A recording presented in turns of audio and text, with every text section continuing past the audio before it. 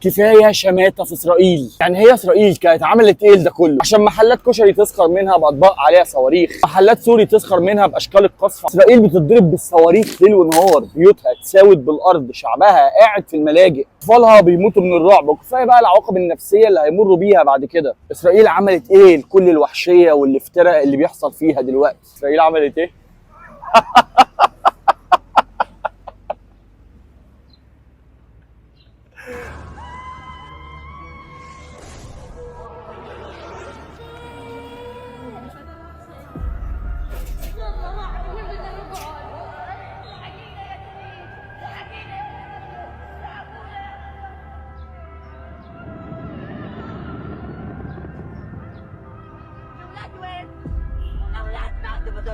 مجوعه 2 مليون فلسطيني تجويع ممنهج، يعني الاكل بيكون قدامهم في الشاحنات وانت منعاها عنهم. مفيش اسره في فلسطين كلها كامله، اللي ميت له اب واللي ميت له ام واللي ميت له اخ واللي عيلته كلها راحت. خليتيهم ياكلوا اكل حيوانات ويحلوا ميه البحر عشان يشربوها. ضربتي 38 مستشفى، خرجتيهم تماما بره الخدمه. بقى اللي اصابته خطيره يموت واللي اصابته مش خطيره برضه يموت.